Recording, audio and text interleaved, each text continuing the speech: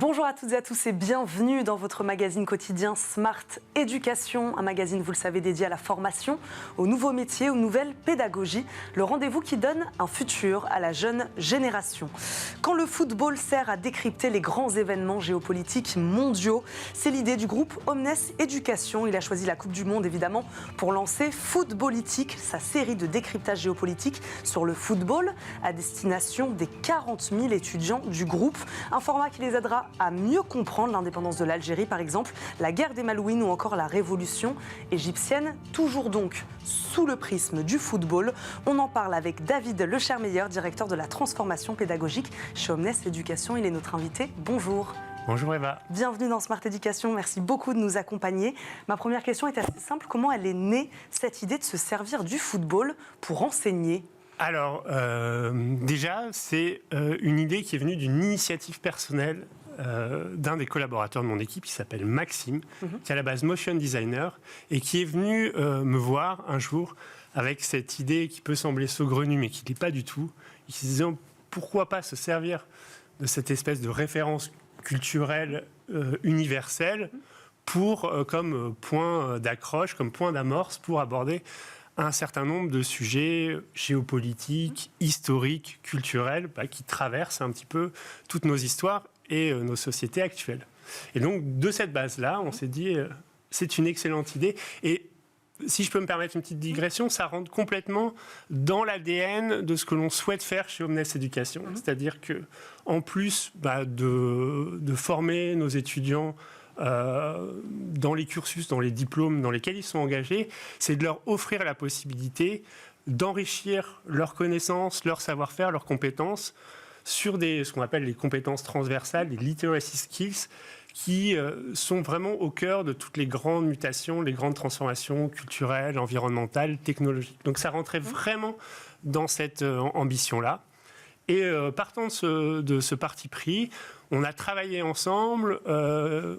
Ils ont formé, Maxime, un binôme avec une de nos ingénieures pédagogiques qui s'appelle Nastasia pour travailler un petit peu sur le format, pour pas que ça soit simplement une série de vidéos, mais que ça soit un vrai programme pédagogique avec une vraie ambition d'apprentissage et de développement des compétences. On va rentrer dans le détail évidemment de ces formats-là, de la manière dont vous l'avez pensé, dont vous l'avez travaillé. Vous l'avez lancé évidemment au moment de la Coupe du Monde au Qatar, Coupe du Monde 2022. Le premier épisode, d'ailleurs, je crois, était consacré à cet événement. Une petite question pour nous donner un exemple, on en donnera peut-être d'autres. Quelle partie de l'histoire vous avez décidé de raconter justement dans cet épisode ? Le premier épisode s'appelle « Une Coupe du Monde, à quel prix ?» Et bien évidemment, l'idée, c'était à la fois de questionner notre rapport et finalement, alors je ne sais pas si c'est le seuil de tolérance ou d'acceptation qu'on a fait par rapport à cet événement fédérateur, malgré tout ce qui peut charrier, et là le sujet était quand même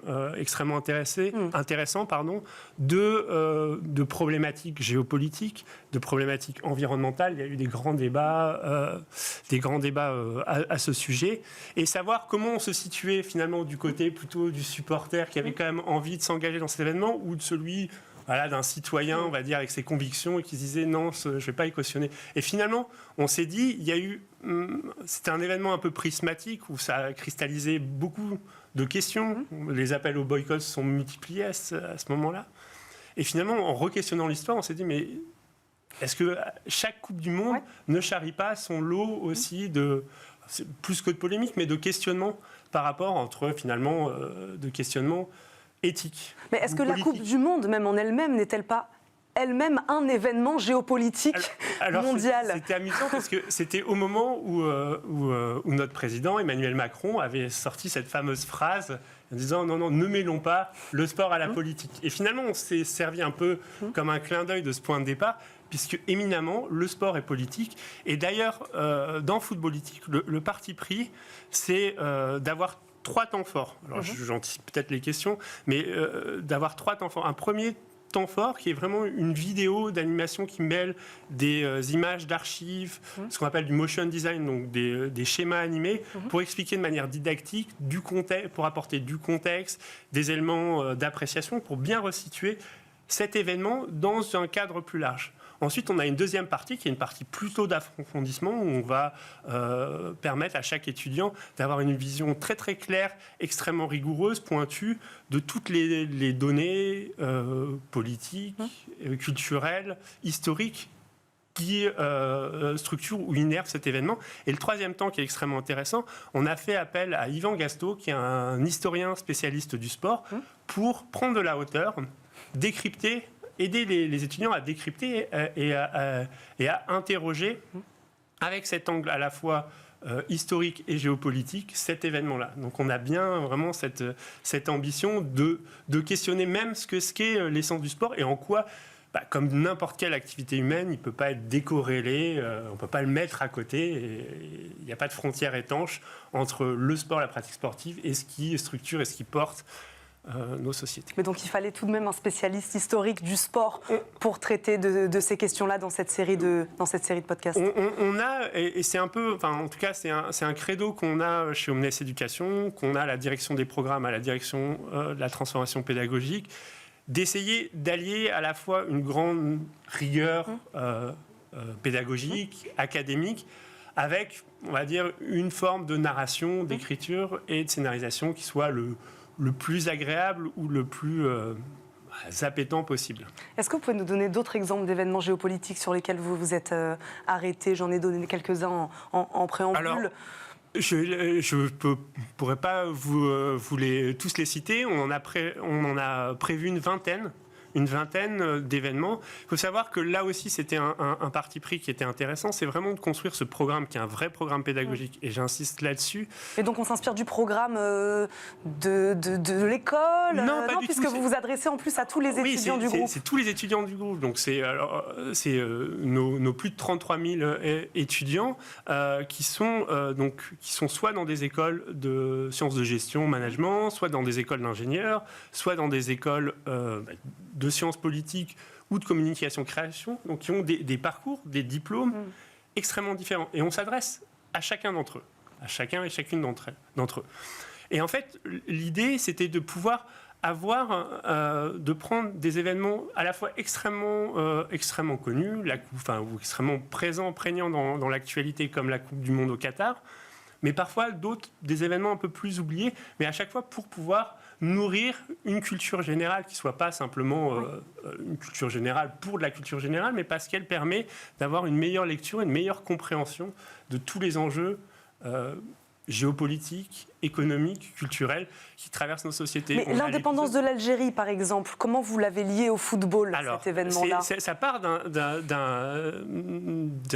événement qui est pas si connu, en tout cas moi avant que Maxime m'en parle, je ne le connaissais pas, où au moment de l'indépendance d'Algérie, il y a 3 joueurs qui jouaient pour l'équipe de France, mais qui étaient d'origine algérienne, qui se sont enfuis du territoire français, qui ont rejoint l'Algérie et qui ont participé à la création de la première équipe nationale algérienne. Donc voilà, ça permet aussi de traiter de ce rapport complexe et encore qui innerve encore nos sociétés, du rapport à nos anciennes colonies.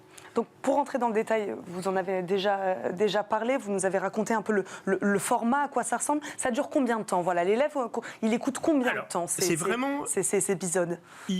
Alors déjà, il n'écoute pas, il apprend. C'est un point important, c'est un point auquel on se tient. Donc, c'est construit comme une série. Donc, on a une première saison qui va faire 8 épisodes.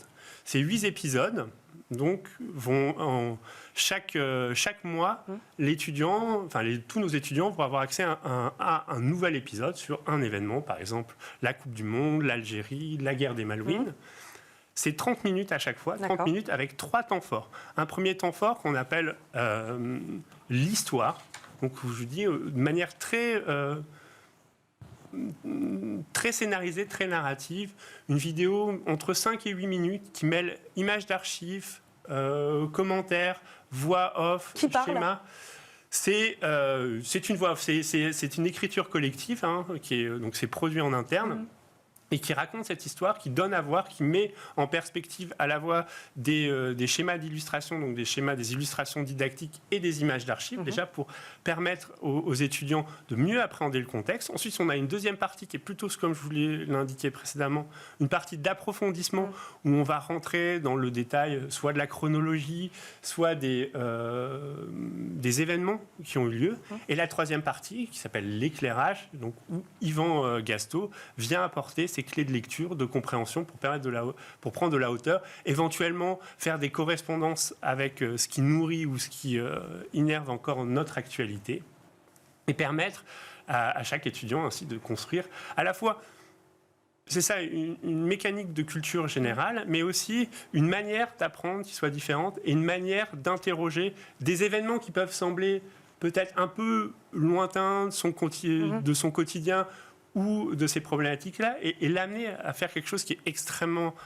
important dans le monde dans lequel on est aujourd'hui, c'est d'être capable de faire de la recontextualisation ou de la transposition. Et ça, c'est une compétence essentielle. Une série d'épisodes qui est disponible sur une plateforme dédiée. Est-ce que si on est externe au groupe Omnes Éducation, est-ce qu'on peut écouter votre série Alors pour l'instant, c'est réservé aux étudiants du groupe Omnes Éducation. On réfléchit à des moyens, alors peut-être pas sur l'intégralité du format, mais de le rendre accessible au plus grand nombre. Donc c'est accessible sur notre plateforme de formation en ligne, qui a une particularité, c'est que déjà la plateforme de formation en ligne du groupe Omnes Éducation, elle propose, un peu à l'instar de ce programme footballistique, alors sur des sujets parfois un peu moins décalés ou un peu plus sérieux, mais à tous nos étudiants, 150 parcours de formation en ligne, en libre service, qui sont portés par chacune de nos 13 écoles. Et donc moi, par exemple, je suis étudiant en cursus ingénieur, dans une de nos écoles d'ingénieurs. J'ai la possibilité, si je le souhaite, d'avoir accès à des contenus qui sont proposés par nos écoles de communication et de création sur le design thinking, sur la communication graphique ou sur la science politique, ou avoir accès à des parcours en ligne sur le droit. Donc vraiment dans cette approche extrêmement centrée autour de la multidisciplinarité. Parce que c'est aussi un enjeu important pour le groupe d'aider nos étudiants à répondre à ces problématiques-là. Quel retour vous avez justement des étudiants ? Alors, pour l'instant, on est encore au tout début, donc on va collecter des retours qualitatifs plus soutenus. On a un engouement important. À la fois, ce qui est intéressant, c'est qu'à la fois en termes d'utilisation spontanée, c'est-à-dire les étudiants qui sont eux-mêmes allés dire « tiens, ça m'intéresse », mais ce qui est aussi extrêmement intéressant pour nous, c'est qu'on a des écoles qui nous ont demandé de pouvoir l'intégrer dans leur cursus. Donc cette fois-ci, pas simplement d'en faire une espèce de formation optionnelle, à aller consommer un peu comme on veut, mais vraiment de l'intégrer au cursus. Du cursus. Donc ça, c'est aussi une grande source de satisfaction. Merci beaucoup d'être venu nous parler aujourd'hui de ce format original quand le football sert à décrypter les grands événements géopolitiques mondiaux. Merci beaucoup d'être venu sur notre plateau. David Lécharmeyer, directeur de la transformation pédagogique chez Omnes Éducation. Merci d'avoir été avec nous. Merci à vous de nous avoir suivis. On se retrouve évidemment très vite pour un prochain numéro de Smart Éducation. À très vite. Salut.